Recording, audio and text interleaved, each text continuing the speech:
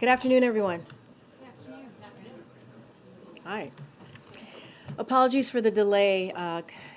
We had the administrator was actually briefing the president in the Oval Office, so we wanted to make sure that she was ready to go, and the president got the briefing that he needed before we came out. So apologies for a late start in the briefing. So in a minute, you will hear directly from the FEMA administrator on how the Biden-Harris administration has mobilized a robust whole-of-government response effort to support immediate and long-term rescue and recovery efforts in Maui, Hawaii. First, as the president said yesterday, we are praying for those who lost so much, who lost loved ones, their community, their businesses, their households. We are also incredibly thankful to the first responders and also the very brave firefighters who are on the front lines, who are dealing with this response and recovery effort.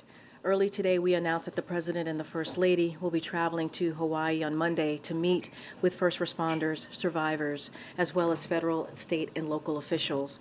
Since the onset of the horrific fires in Maui, dozens of federal departments and agencies have been working with state and local partners on the ground to assess ongoing needs and providing resources and personnel to support response on the ground.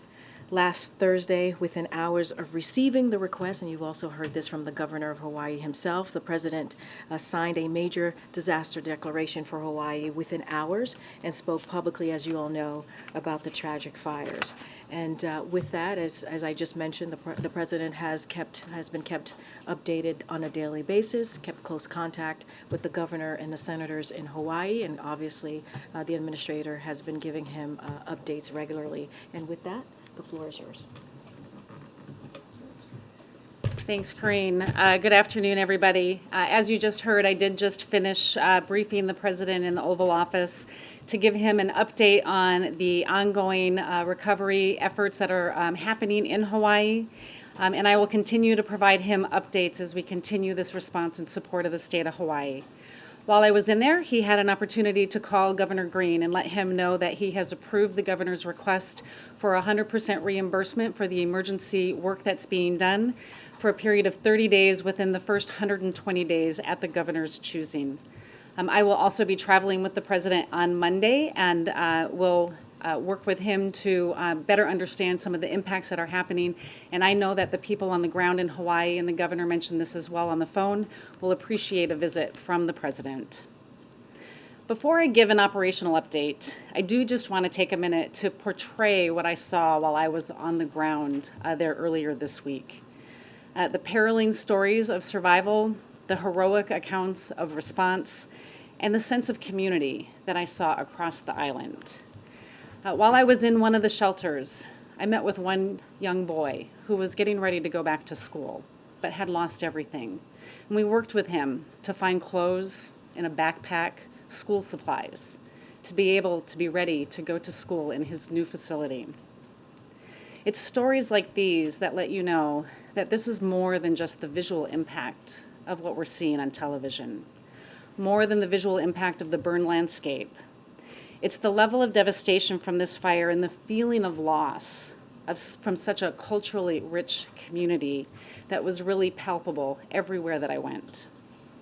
And while the people of Hawaii are in mourning, and as we mourn as a nation with them, I am filled with hope as they bravely begin to take the steps that are needed to heal and recover.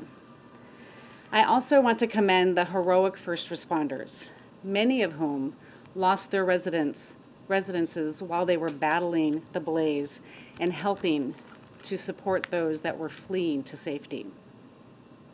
Now, it's important to remember rescue teams are working closely with the state to help account for those who are still missing. Given the conditions and the need for additional resources, we will have at least 40 canine search teams on the island, in addition to hundreds of search and rescue personnel, with more on the way.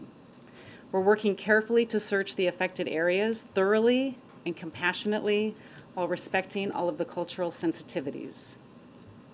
This is a really hard disaster, and this is a really difficult search operation. Because of the conditions and the fire debris, the dogs have to navigate the heat. They have to deal with issues with their paws, walking through glass and debris.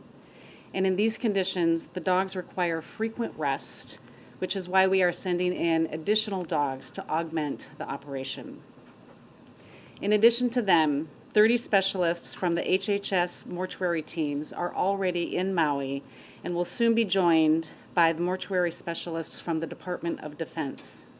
These experts are going to be able to help identify loved ones. Now, I want to be honest with everyone. This is also going to be a very long and hard recovery.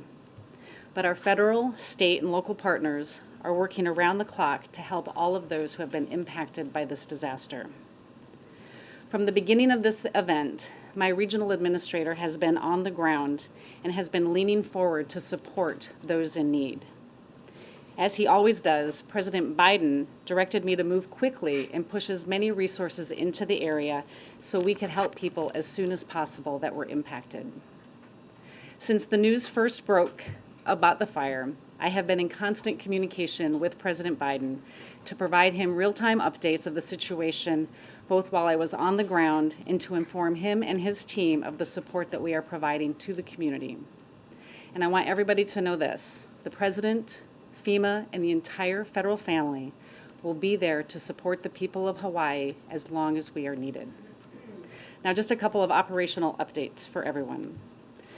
Today, FEMA's Associate Administrator for Response and Recovery, Ann Bink, and Region 9 Regional Administrator Bob Fenton are both on the ground. To date, we have mobilized millions of liters of water and food. We have deployed more than 700 personnel to the disaster, with more than 600 already on the island. We have given out $2.3 million in assistance to families, and we have approved over 1,300 registrations for assistance. We launched our Transitional Sheltering Assistance Program, and this will complement the state's Fire Relief Housing Program for residents. And we also authorized critical needs assistance to make sure that we're putting money in the hands of survivors. We also launched a joint task force to assist the state in ensuring that the housing assistance that survivors are eligible for, whether it's through FEMA's programs or the state programs, that it will be seamless to the survivor and they don't have to figure out who they're supposed to call for help. But I also need all of your help. I need you to help us get the word out and encourage more people to apply for assistance. Please help us spread the word to residents of Maui and encourage them to register for assistance with FEMA with either our staff on the ground, through our website at disasterassistance.gov, or by calling 1-800-621-3362. We also opened our first... Sorry, can you please repeat the number? Yep, 1-800-621-3362, or 1-800-621-FEMA. We also opened our first disaster recovery center. What these facilities are they are brick and mortar locations that have federal, state, nonprofit partners that will all be co-located where people can register for assistance and help get additional support. And this is an important first step in their recovery process. We're also cognizant of the fact that the fires have completely upended people's lives, and that this is especially true for young children of Hawaii who are unable to return to school in their affected areas, similar to the young boy that I talked to you about. As both a grandmother and a mother myself, my heart breaks thinking about the tragedy that they have gone through and their road ahead. Children's Disaster Services has already deployed 2 teams in partnership with the American Red Cross to provide care and a safe and a reassuring presence in our shelters.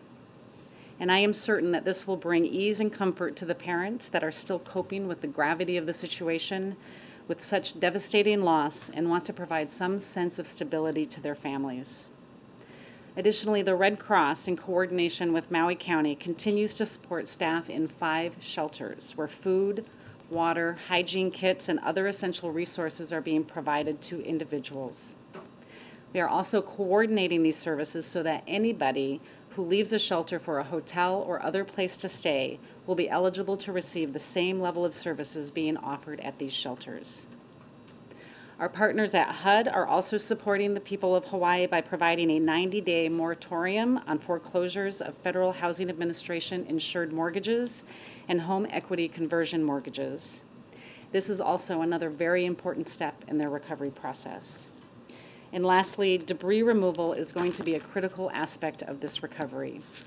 We have mission assigned both EPA and the Army Corps of Engineers to start the process of debris collection and planning for removal. We are also mindful, and I stress this to my team every day and every time I talk to them, that we need to continue to ensure that we have a strong respect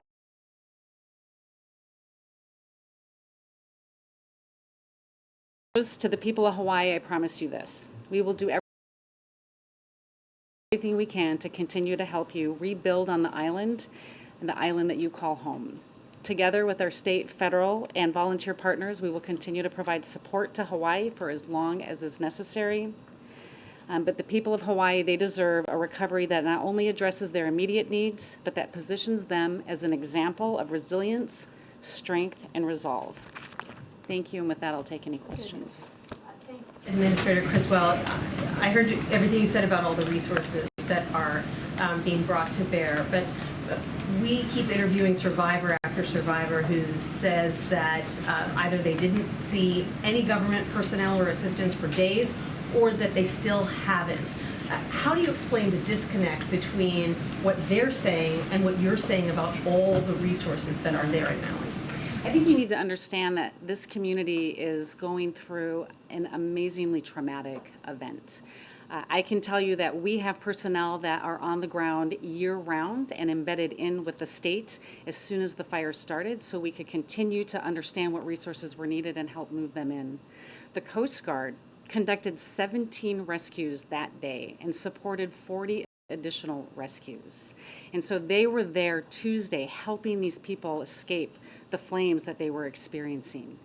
We have staff in the shelters. I met with many of the individuals. They're right there. Our staff are walking and talking to the people and helping them register for assistance.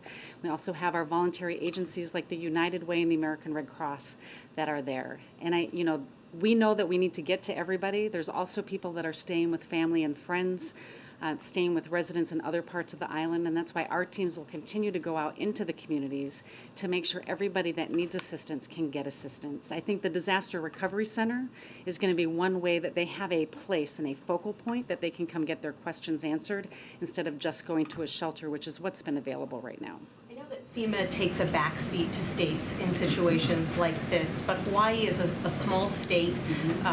Does Hawaii have the staffing and the expertise to lead a recovery effort of this magnitude? Again, we've been embedded with them. We actually have personnel that integrate in year-round with them to help maintain their capacity, but we also recognize that this is a large event for them, and they are a small state. They have asked for assistance from some of our other states, and I can say like California, Cal OES is sending one of their incident management teams to embed with Maui Emergency Management to help give them the capacity, help give them some of the relief they need, and help develop that structure to maintain this longer-term response. Could the state turn leadership of the recovery effort over to FEMA if they wanted to?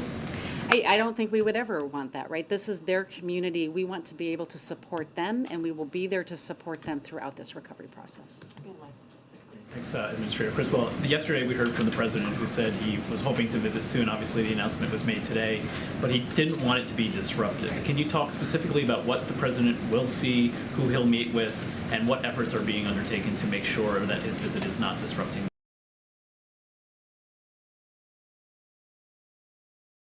ongoing efforts to support the local communities? Yeah, I mean, as I have been briefing the President, I have been explaining to him the dynamics of the situation on the ground and the ability to make sure that we give the space to our search and rescue teams to continue to be able to account for everybody that is missing. I know when the President travels, he's going to be able to bring hope, and he's going to speak with the Governor and the state's First Lady and talk to survivors and hear their stories, and it's that level of hope. An interesting debate, a very difficult debate, even happening among state and local leaders about the role of tourism, that whether it should be still allowed to be ongoing, the appropriateness of tourism in the community there as it relates to the economy. Does the administration, does FEMA take a view about whether continued tourism is maybe potentially disruptive to this effort, especially as it relates to providing enough housing for those who have been displaced? Yeah, I would defer you to the state for any actions that they're going to take as it relates to tourism. It does not impact or affect our ability to respond and support the state, and it's not a factor that we take into consideration. We'll continue to send resources in to support whatever the state needs. How many people so far have applied for federal disaster aid, and can you lay out sort of the biggest barriers that people are facing? Is it just a lack of internet, phone connectivity, or is it a lack of information? Yeah, I think what I said is right now we've approved over 1,300 registrations. I don't know what the total number of individuals that has applied so far. But one of the things that I really need your help on, it's not as much as lack of communication and cell phone capability. It's lack of understanding whether they should or should not apply for federal aid. And we want everybody in Hawaii to know that they should apply for federal assistance. And if they haven't, we'll have people that will be going out into the communities, that they're in the shelters, they'll be at the DRC. They should start that process, and we can work with them to start their road to recovery. And just to put the 1,300 number into context, I mean, how many people, in your view, just an estimate, are eligible? I don't have that number, and we can get some of our estimates of what we think will be eligible, and we'll apply, and we can get that to you. Just to follow on Mike's question about the president's visit, can you talk about what thresholds or milestones you expect to be crossed in the recovery process by August 21st that makes you comfortable with having the president visit then and meet his objective of not interrupting the process? Yeah, our biggest goal was to make sure that we weren't going to disrupt the ability of our search and rescue teams to continue their operations. And when I was just briefing the president and he spoke with the governor, he asked the governor if this was going to be an appropriate time, and the governor agreed. So the search and recovery is expected will be completed? It will not be completed, but it will be in an area where he will not be impacting that. On the monetary assistance that's available, this critical need assistance, I believe that's just a one-time per household payment. It's intended for consumables. But our teams on the ground are hearing from people who are concerned about making their car payment, making their basic bills now that their lives have been so upended. What do you say to residents who fear that the money that is being made available just isn't going to cut it? Yeah, the programs that FEMA has, the critical needs assistance, is just that. It's to support some of their very initial basic needs. In addition, we have our individual and household programs that can provide additional funding that covers, home repairs. In this case, most people lost everything, but it can also cover losses to personal property such as vehicles or major appliances. We'll work with each individual as they register for assistance to help understand what's eligible under FEMA. FEMA's programs, again, designed to help jumpstart that recovery process. It won't cover all of their needs, and we'll work with our faith-based partners as well as some of the philanthropy organizations that have been giving funding to the state, so we can make sure that everybody has their cases managed in a way that helps them meet any of the unmet needs that they have. And on your coordination with state officials, you said when we talked to you earlier in the week that you've been encouraging them to really make their requests early, to try and think about what they're going to need in a week, 2 weeks, 3 weeks. Given how understandably overwhelmed they are, do you feel they have the ability to do that, to be able to think that far in advance, to see what they're going to need a little bit further down the road so that you can provide those resources? And I think part of what we have done as we have embedded our teams in is we help them think about what their potential needs are going to be, and bringing in this additional team that's going to support the county will help them think through strategically into the future, what are we going to need a week from now, 2 weeks from now. And those are the types of daily conversations in a future planning cell that are happening every day, so we can make sure we have a continuous flow of resources into the area. I know your focus right now is on the response, but it does seem like there are some questions emerging about how these fires began and how they were able to spread so devastatingly, including questions about the sirens that went off and also about faults in the utility grids. In your conversations with the president and in his conversations that you've been there for with the governor, how interested is he in accountability for what happened? Does he want to get to the bottom of that, and is that something that he's asking your team or other teams to look into? We always want to make sure that we understand what happened and how we can continue to improve so we can minimize the impacts that other communities may have, and that's something that the president is committed to. This is still going to be part of the state's response to determine what level that they want to assess the cause and any of the initial response. But we as a community, as an emergency management community, always want to continually learn from the events that we're facing, especially as we are seeing a continuous rise in the number of severe weather events. That way we can put the measures in place to either make communities more fire resistant, that we can mitigate against some of the other damages or the other threats that we're going to face in the future, and we can reduce the impacts that these communities are going to see, but also help individuals understand what the future risks are that they could potentially face, and they can take the proper measures to make sure that they are prepared, them and their families, to protect themselves. You said on Monday that you were going to need some additional funding so that you don't have to push some projects into next fiscal year. Do you have an estimate for how much is going to be needed? I think the administration supplemental request has gone up. I believe our initial request was in there for $12 billion. Again, we have enough funding to support the ongoing response efforts because we take events like this into consideration. But it would delay, if we don't have additional funding, it would delay some of the recovery projects and push them into next year. Beyond that $12 billion, though, you're going to need more beyond that? We may potentially need more beyond that, and my team is assessing that now. I'm going to take one last question, way in the back. Hi, you mentioned there will be a long recovery. Can you talk about the mental health aspect of it, the assistance that the federal government will provide, and how people can access that? The mental health aspect, is that what you asked? Yeah, I mean, this community is going through one of the worst things that we could possibly imagine, and the mental health concerns are real, and the mental health concerns are a priority for the governor and his team. We have, as part of our programs, the ability to bring in mental health services through our crisis counseling program, but the American Red Cross has also brought in mental health specialists, and as they continue to support the state's sheltering operations, what they are doing is they are embedding mental health specialists to make sure that they can help address some of the immediate concerns and needs that these community members are having. Thank you so much. Thank you for doing this again. My pleasure. Thank you for everything that you're doing. Okay, let's move on. As you all know, today is the first anniversary of the Inflation Reduction Act. Most one-year-olds can barely walk. But this one-year-old is up and running. I couldn't help myself, sorry. Up and running. So that's very excited. We're very excited about the Inflation Reduction Act and everything that it's doing. And with that, I have two guests with me. And as you know, in a couple of hours, the president will deliver remarks at an event marking all this transformative bill has accomplished in just a year. You guys didn't laugh about my one-year-old joke. Okay. All right, but let me just make sure I get their titles right, so I don't want to mess this up. As we're going to hear from the Senior Advisor to the President for Climate Innovation and Implementation, John Podesta, and also the Domestic Policy Advisor to the President, Neera Tanden. Please come on up, and I'll let them take it from here. Go ahead. Great. Thanks, Karine. It's good to be with you.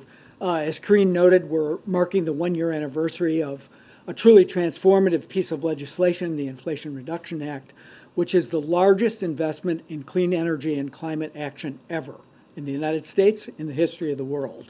But first, I want to acknowledge that today's event is coming during a time of heartbreak as the toll of extreme weather fueled by climate change is being felt across the country and the world.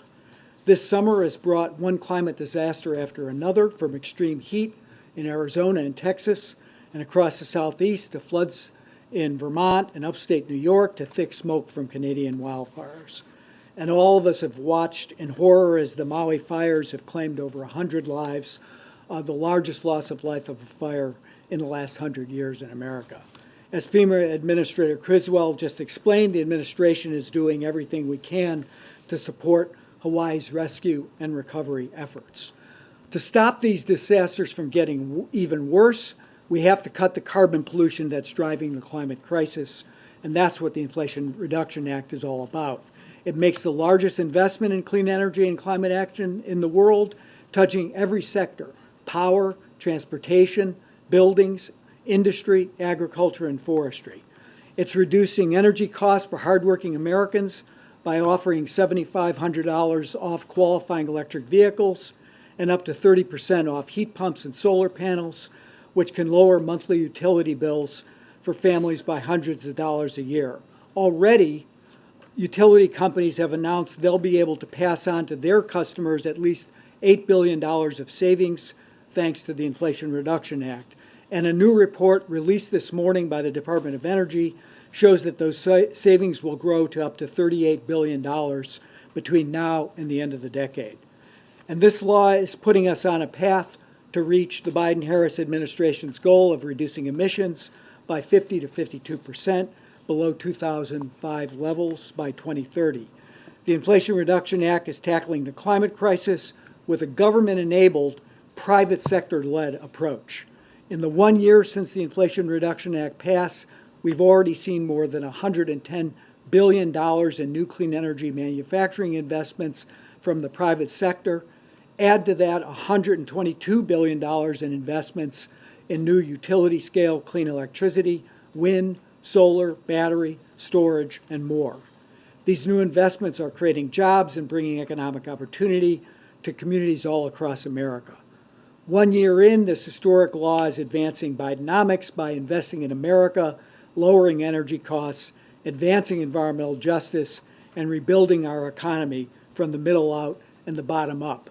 The law contains other provisions regarding health care and tax policy, so now it's my pleasure to pass it on to my colleague and friend, Domestic Policy Advisor Neera Tanden.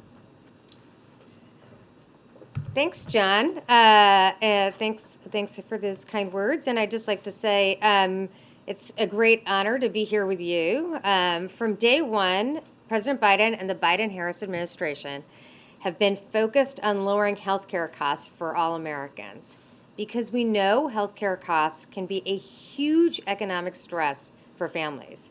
That's why the Inflation Reduction Act lowers these costs, these care costs for millions of Americans. It's already doing so.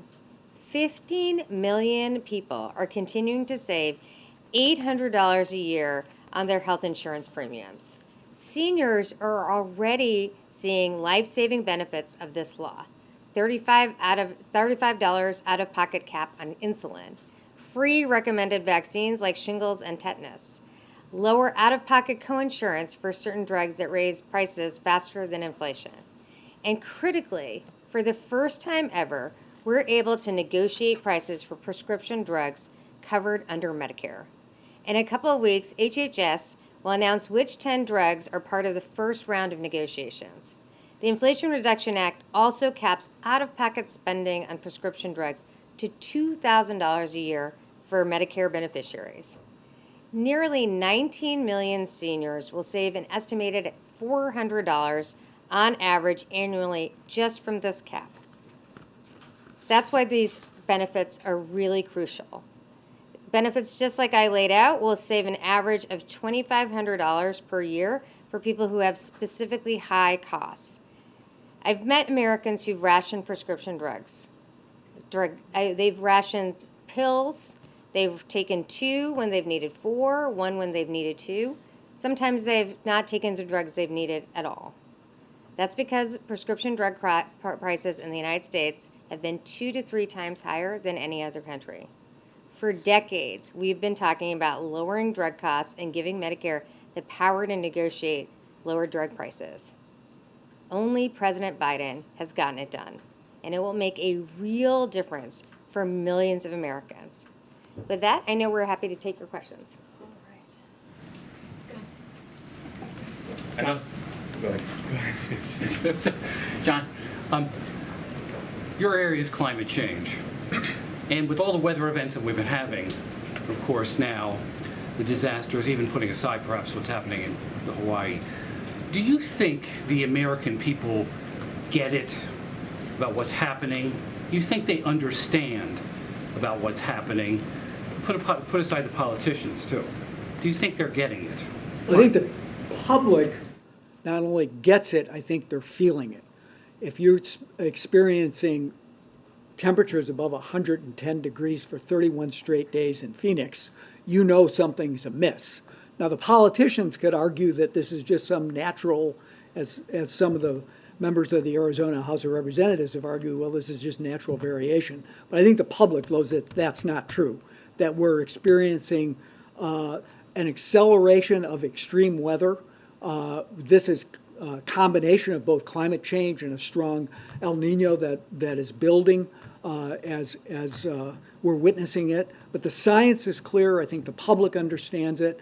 And I think most importantly, across the political spectrum, they support the movement to cleaner forms of energy, cleaner forms of transportation, and the other processes I mentioned, industrial processes as well, because it has enormous benefits to the economy, to job creation, to business investment, and to public health.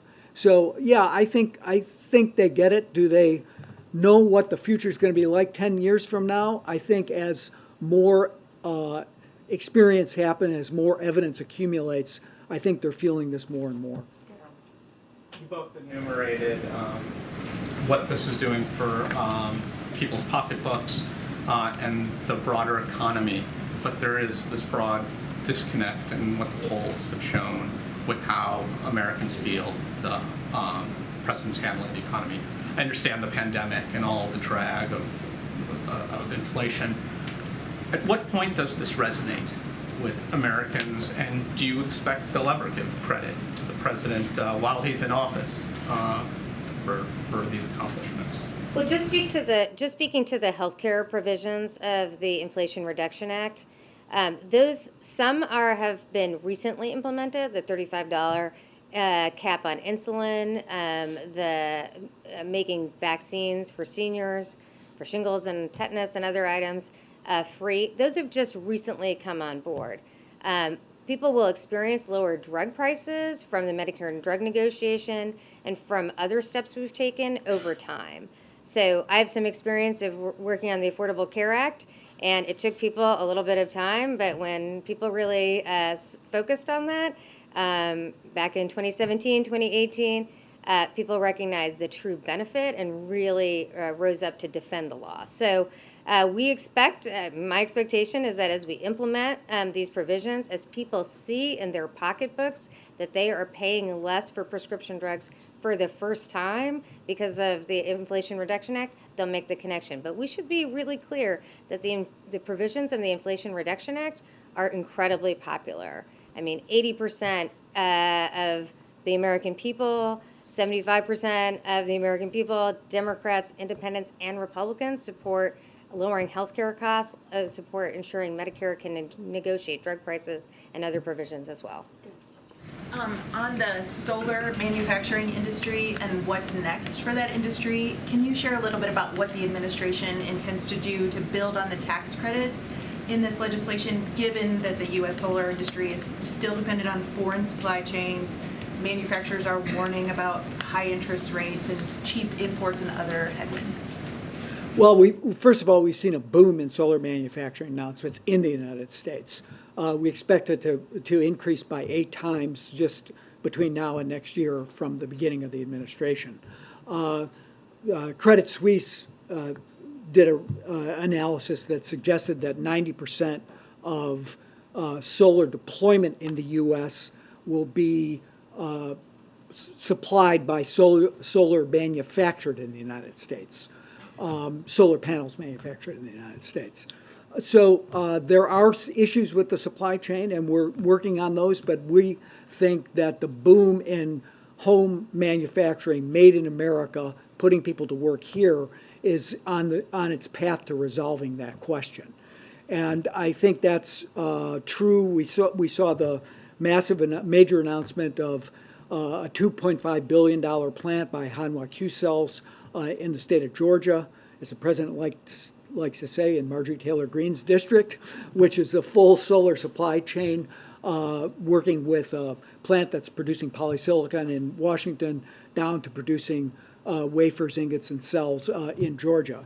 So this is an issue that we are taking cognizance of, and we're doing what we can to support it through grants from the Department of Energy under the Bipartisan Infrastructure Law, obviously through these, particularly the manufacturing tax credit, so-called 45X credit, and through other policies that we're utilizing to reshore and build those products here in America. But I was with the president in Columbia, South Carolina, I guess now 4 weeks ago, where a company called Enphase, which had invented an important piece of technology for the solar industry called microinverters, was manufacturing those products in Romania, in Mexico, and in China. Now they're coming home, being made in South Carolina, with 2 other announcements about to come of other places where manufacturing will happen in the United States. Yeah, I was wondering, does the White House intend to sell or say brand the legislation in a different way moving forward? Neera, you mentioned that the provisions are often very, very popular, but we did see the president himself acknowledge last week that it has less to do with reducing inflation than with providing alternative forms of economic growth. And so I'm wondering, on the messaging and branding side, are you all intending to pitch this in a different way to the public? Well, I would say that the law itself is delivering benefits. In just a few weeks, we will have HHS announce the first 10 drugs that will be negotiated. I think we need to see, we will see results in the coming months and years. As pointed out in the legislation itself, there is a framework for lowering drug costs. Some this year, some next year, and for years to come. So we have always known that the benefits will be delivered over time, but benefits, people are experiencing these benefits now. So my focus is ensuring that people understand that they will have lower drug costs because of the Inflation Reduction Act, that those drug costs will be a real difference in their bottom lines. Drug costs are a high proportion of healthcare costs, and as I said, in the United States, Americans are paying more for drug costs than everywhere else. We see a real salience to this. So my focus is in really ensuring that we are implementing this and delivering those results to people.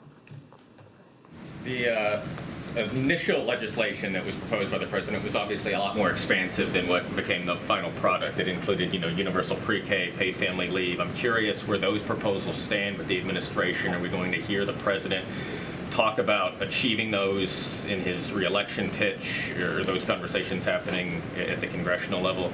Well, importantly, many of those provisions are in the president's budget. I'll just take, for example, the CARE agenda with our investments in childcare, paid leave, other provisions. The president, believes that those investments are critical to our economic security and to meet the needs of families. And that's why he's made those a priority by putting them in the budget.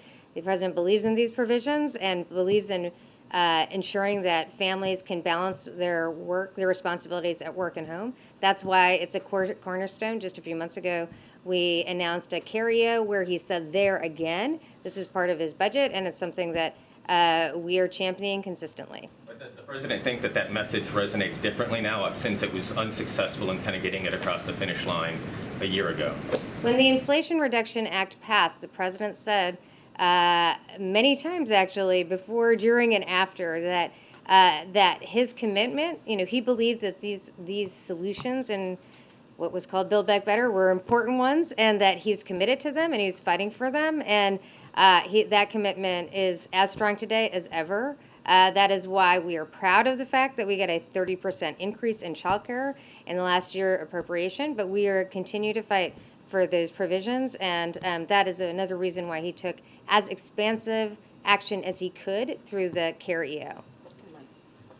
It didn't take a year. In fact, there were almost immediately both legal challenges, legislative challenges to this law. We know that a new administration, whether 2 years, 6 years, 10 years, can come along and undermine significant components of this. Can you talk about, as you're implementing this law, how you're trying to guard against future efforts to undo some of the achievements the president feels he's been able to set into motion? Well, first and foremost, we are focused on delivering results for people. That is why we're proud of the fact that the $35 insulin cap has already been implemented. The free vaccines has been implemented during this administration. We will negotiate the 10 drugs that will be public next fall. That will be going into implementation next fall. So ensuring that we're delivering for people is the #1 focus. But I will say that I had the great honor to work on the Affordable Care Act, and I was very worried about the Affordable Care Act when the previous administration took the presidency. But we rallied the country, and the country really came to the defense of the Affordable Care Act because people experienced They had health care because of it. 20 million people had health care because of it. So our goal is to ensure that legislation is delivering for people, and that is the best way to ensure that legislation stands the test of time. Could I add one word to that? Yeah. So I mentioned that I thought that particularly on the clean energy side, this is government enabled, but it's private sector led. We're seeing investment across the country. You've reported a lot on the fact that it's in red districts, but it's all across the country. The battery belt stretching from Georgia to Michigan, investments in upstate New York, in Nevada, California, Ohio, Pennsylvania. The president was in Wisconsin yesterday. We were in New Mexico last week. This is happening. These jobs are being rooted. These investments are taking place. People are going to work, and those jobs are good jobs, supported by the structure of the Inflation Reduction Act, with a bonus for paying prevailing wage, using certified apprentices. We've seen a big increase in the number of pre-apprentice and apprenticeship programs happening all across the country as a result of both the IRA, the Bipartisan Infrastructure Law, and the CHIPS and Science Act. Once those investments happen, once those jobs are created, once those people are at work, in red districts, purple districts, blue districts, it'll be very hard to walk away from that.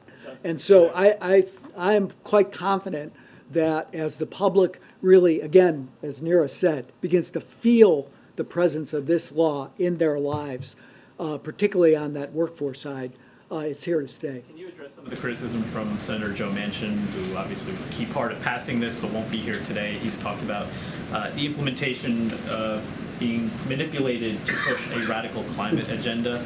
I wonder if you wanted to address that. Well, look, I think we appreciate the senator's work on this. We, President and Senator Manchin, have been partners in developing an approach that led to the passage of the IRA, and we're extremely thankful of that. I think we share a lot of the same goals. He stressed energy security.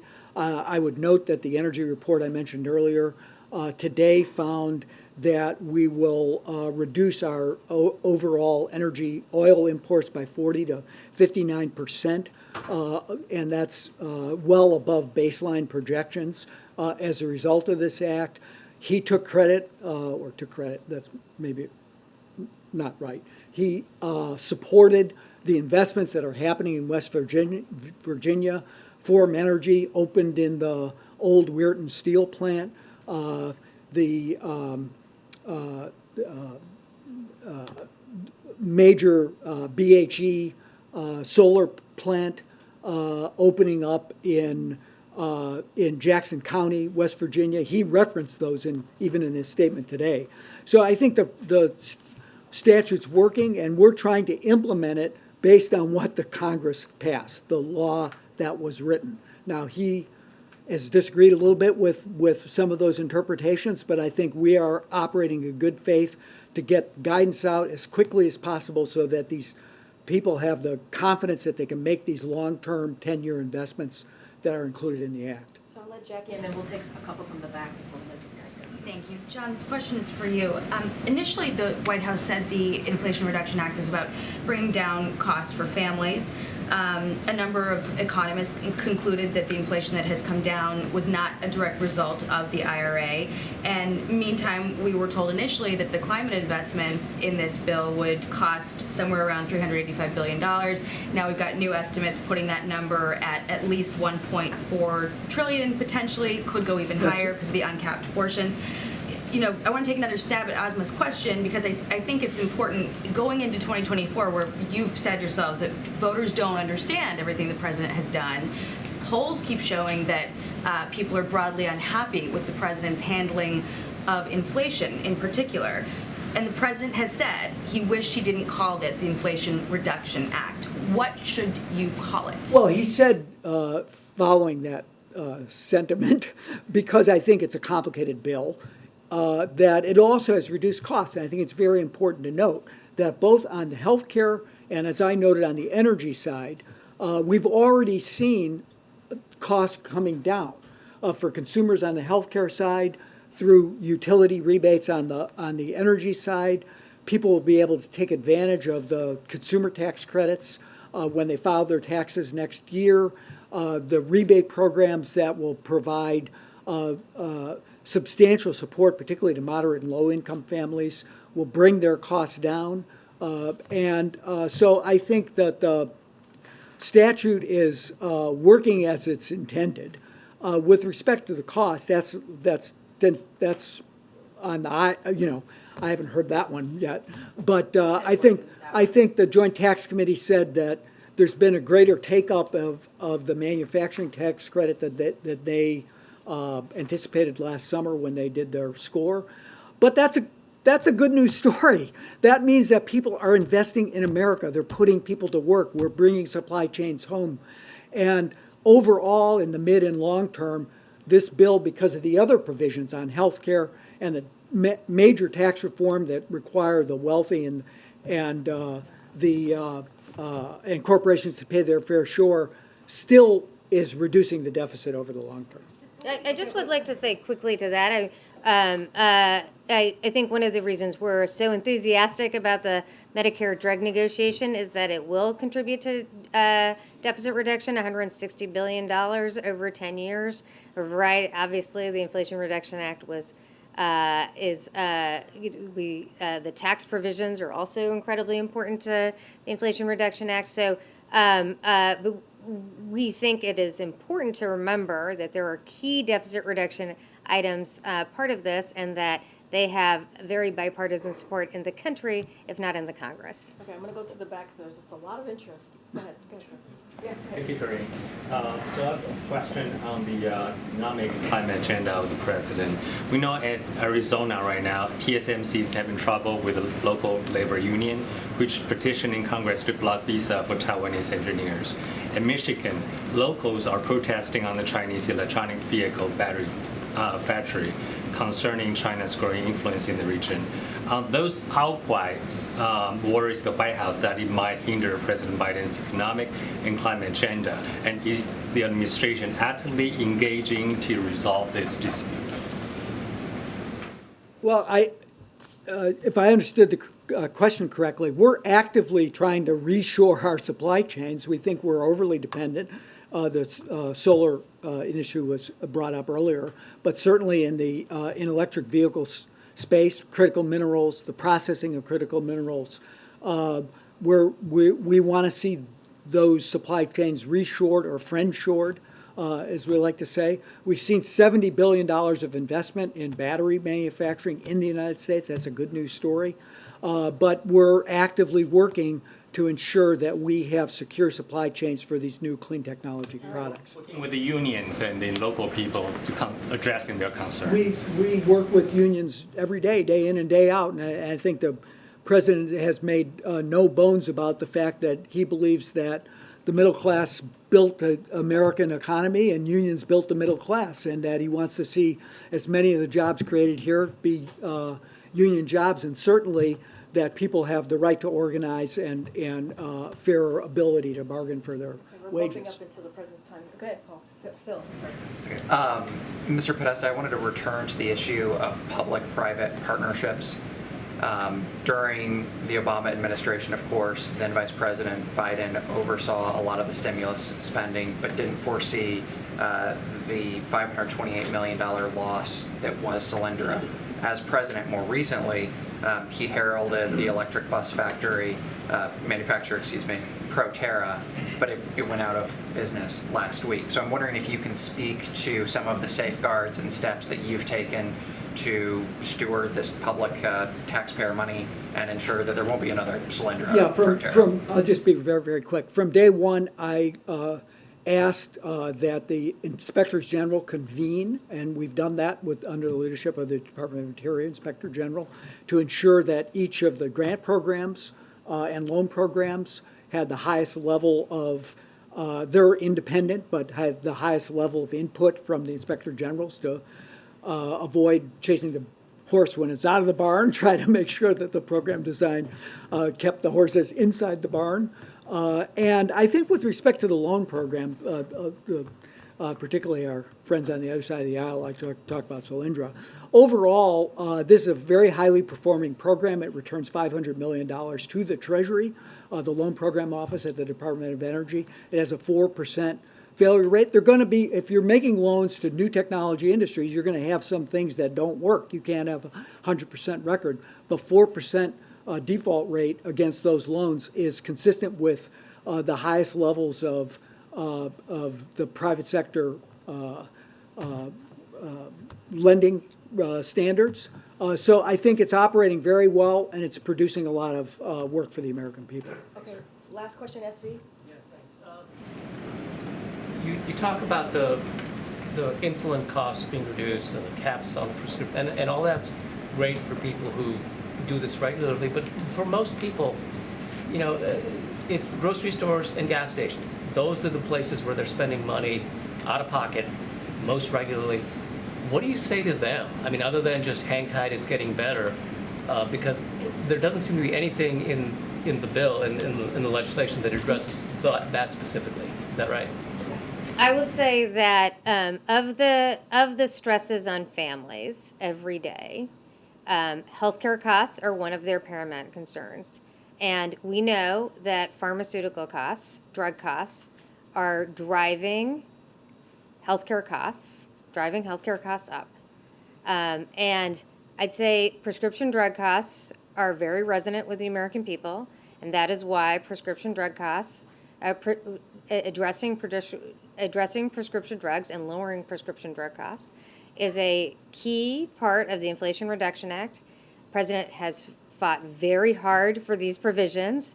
Many have tried and failed, and he succeeded in getting the Congress for the first time to ensure that we have Medicare drug negotiation. These prices are a big component of what people are experiencing every day in terms of high costs, and we can see from public polling why there is such a great demand. And despite pharma's attacks over the course of a year, the past Congress actually passed this legislation. Awesome. Thank you so much, guys. Thanks. Thank you. Thank you. Thank you.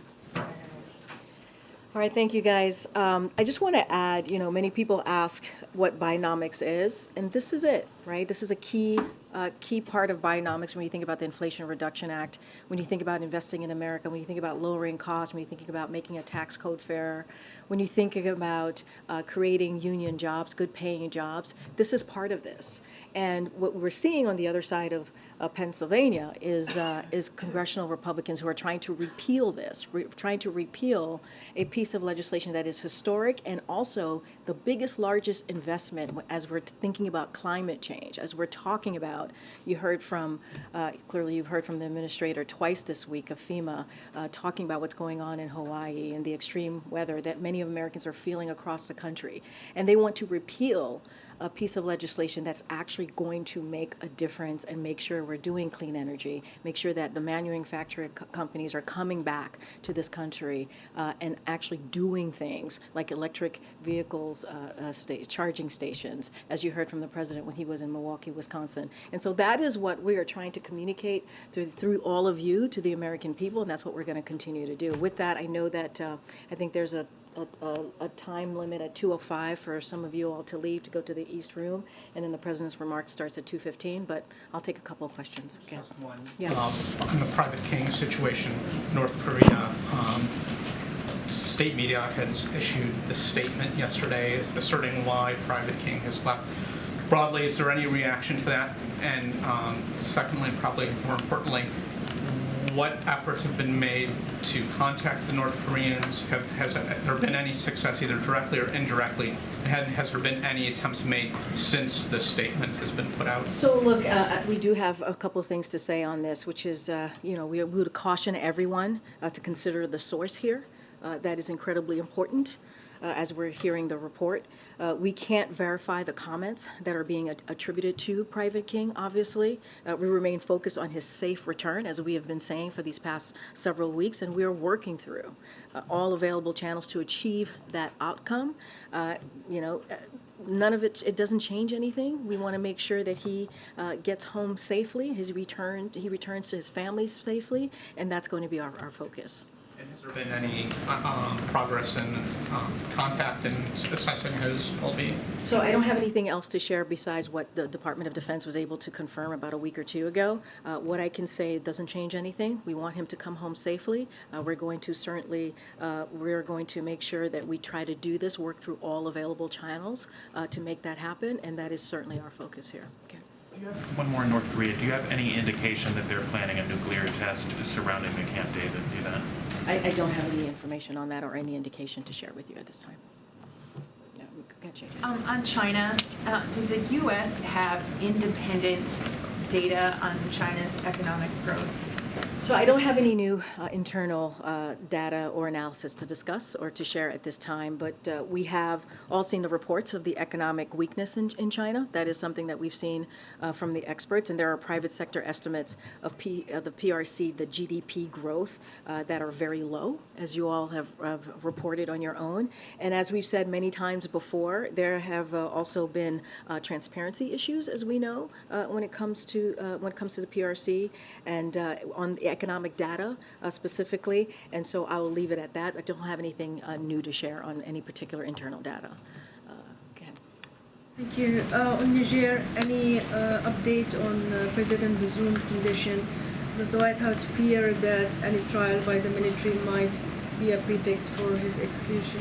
So we condemn the detention of President Bazoum, his family and members of the government, as well as the unacceptable conditions under which they are being held. We always raise the importance of President Bazoum and his family's well-being and safety in both public and private communications, and we continue to urge for their immediate safe release.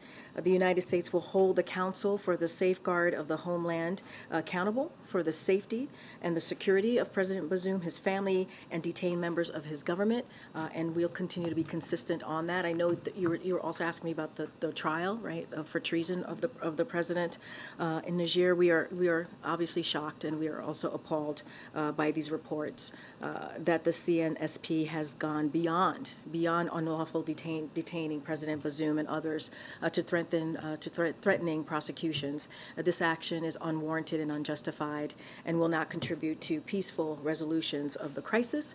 And it is further an affront of democracy and justice, and to respect the rule of law. Such threats underscore the urgency of respecting constitutional order in Niger, and so we continue to call for the respect of democratic principles, human rights, and the rule of law in Niger, as we do around the world, and we'll continue to do so.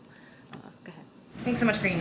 Target, the major retailer today, warned that the resumption of student loan payments in the coming months could be a drag on consumer spending. So how is the White House considering interest repayments, student loan repayments, in its view of the economy in the coming months? So look, when the president put forth his student debt relief, obviously it was part of his broader economic plan, right? Giving Americans a little bit more of a breathing room, as he said, as we're coming out of the pandemic, certainly, and wanting to do that in a way that helped the people who needed it the most.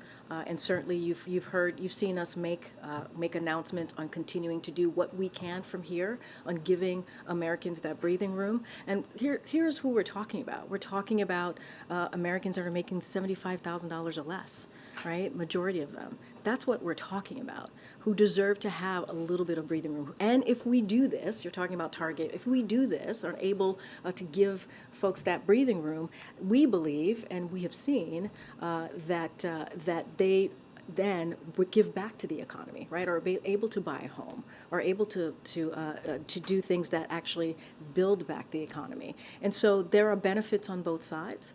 I can't speak directly to the Target question. I have not seen that reporting, but I can speak broadly to what the president thinks and how he sees that particular plan moving forward and what we're trying to do as it relates to student loan debt. Are you worried that because his broader plan, though, isn't really moving forward, it will undo some of the economic progress that he's been out touting? Oh, no, not at all. I mean, we just talked about the Inflation Reduction Act. We've talked about the CHIPS and Science Act. We talked about the bipartisan infrastructure law. You heard the president in Milwaukee, Wisconsin, and other places. We saw him in New Mexico talking about climate change and extreme weather. Podesta just talked about South Carolina, his trip to South Carolina recently. The president has gone across the country speaking about how some of these investments, if you will, the Invest in America, are actually bringing good paying jobs and helping grow the economy. And not just that, you look at the data that we've seen, 13.4 million jobs created. You see unemployment nationally under 4%.